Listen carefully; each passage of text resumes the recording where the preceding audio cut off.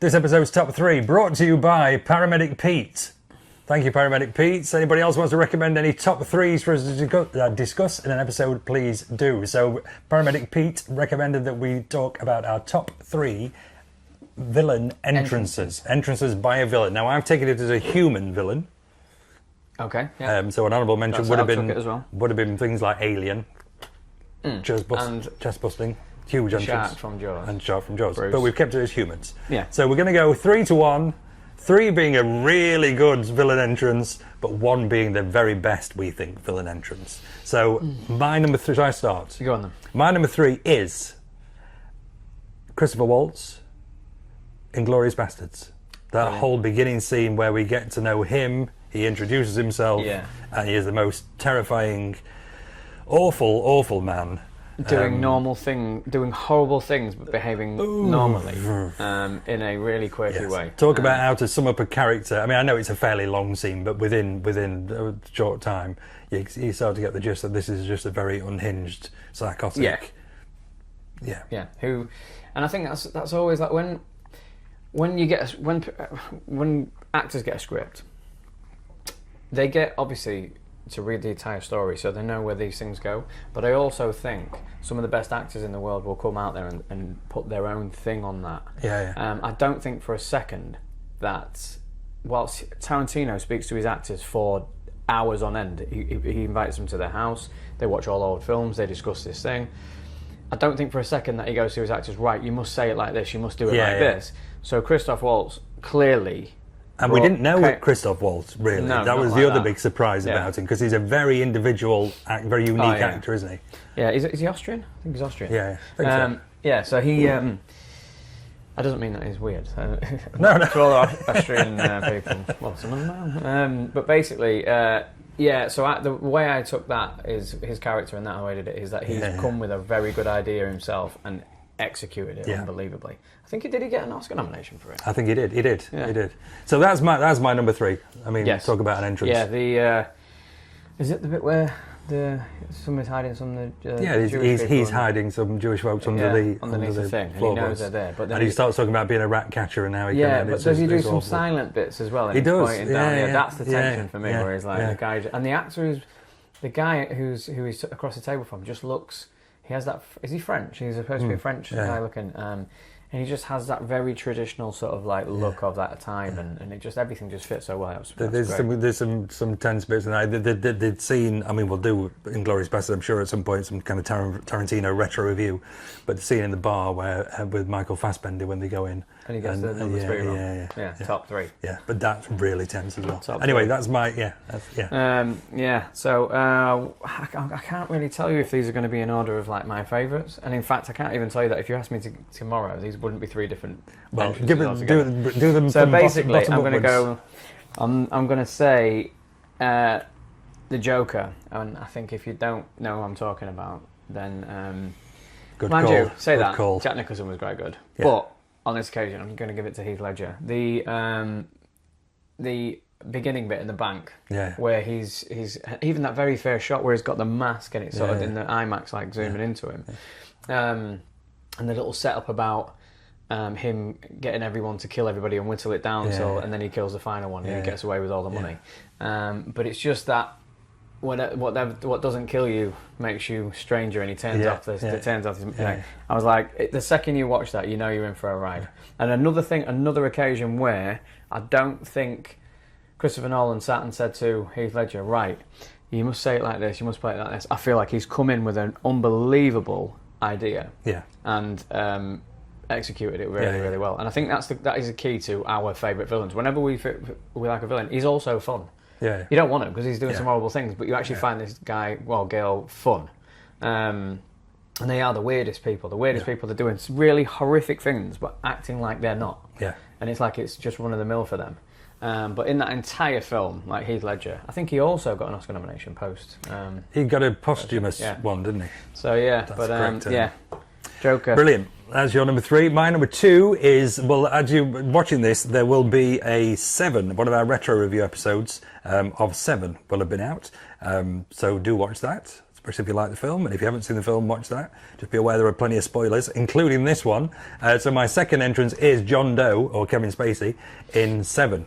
Yes. So towards the end, where he turns up at the police station, bear in mind that this guy's done the most horrendous things for the film leading up to that point, and then decides to turn himself in. But it's the point where he walks into the police station to get their attention, the detective's attention, and he starts with detectives, and everybody's ignoring him, and then detectives, and shout, and he's got his hands, his fingerprints he's cut off his fingertips, hasn't he? And it really kind of gets you. Can I trip you up on a technical thing? You can.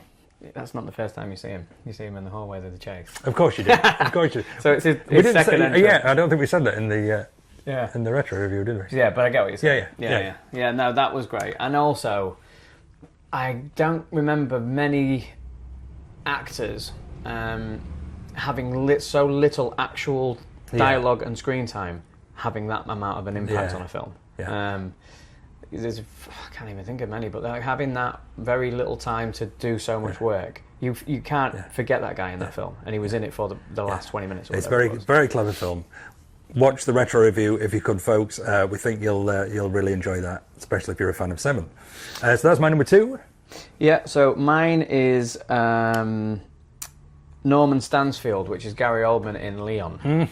Now another absolute out there character. Yeah. But the intro to him was the bit where they are going to go to this building apartment block, and they go and speak to a guy who's been holding some dope for them, and some of it's been cut. It's been cut down. So they're trying to get the information out of this guy, and he just won't give it up. But the whole time, Gary Oldman is facing the opposite way, some earphones on, and he's just swaying. Yeah.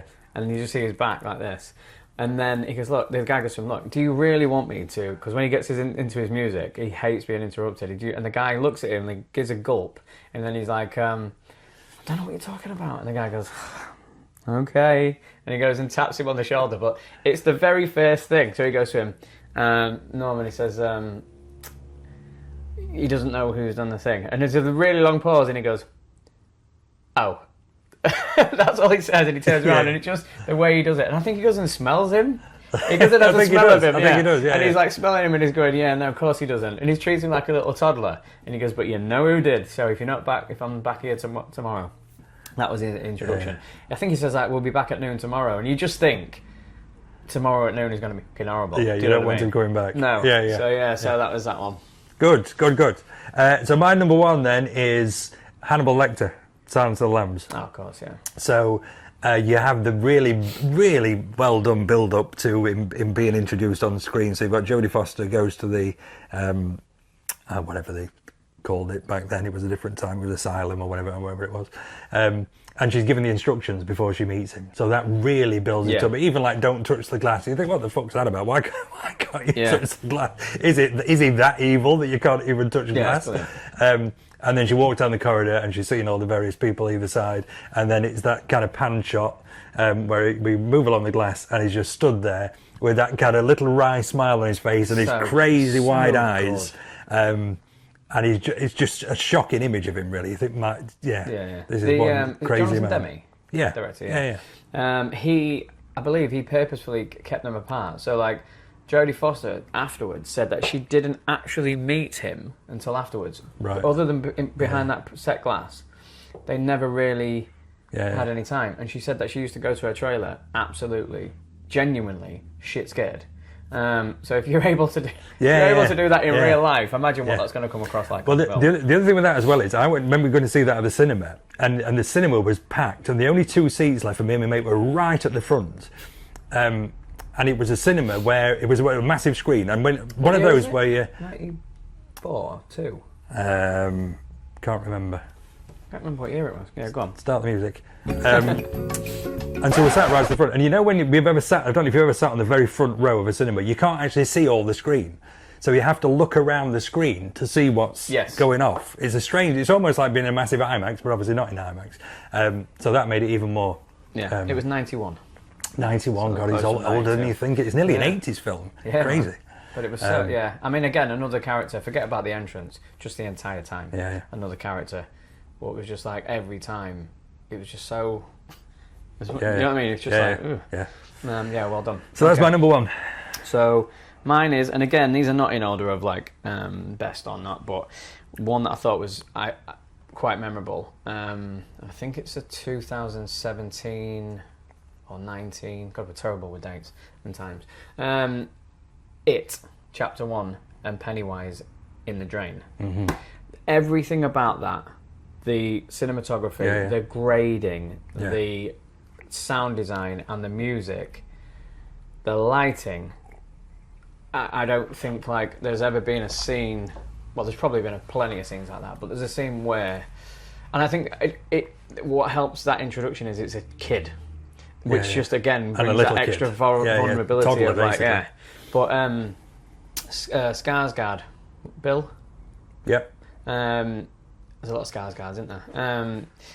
I know he's kind of the go-to monster guy now. He's gone to. I think he did Nosferatu as well. Yep. But what a fucking job he did of that! Like, what a job he did of that. To be that intensely weird. There's the bit where for an entire length of and film. it's the bit as well where he's in the drain. He actually drools as well as which is but it's just like his delivery of the lines as well, like how sharp he is with it, and if you actually look at it from a kid's point of view, and there's just a little fraction of a moment there where a kid might see just a clown, you know what I mean, who's in trouble, and to be able to play that and then play it as creepily as it was, but the music in that scene as well is so good.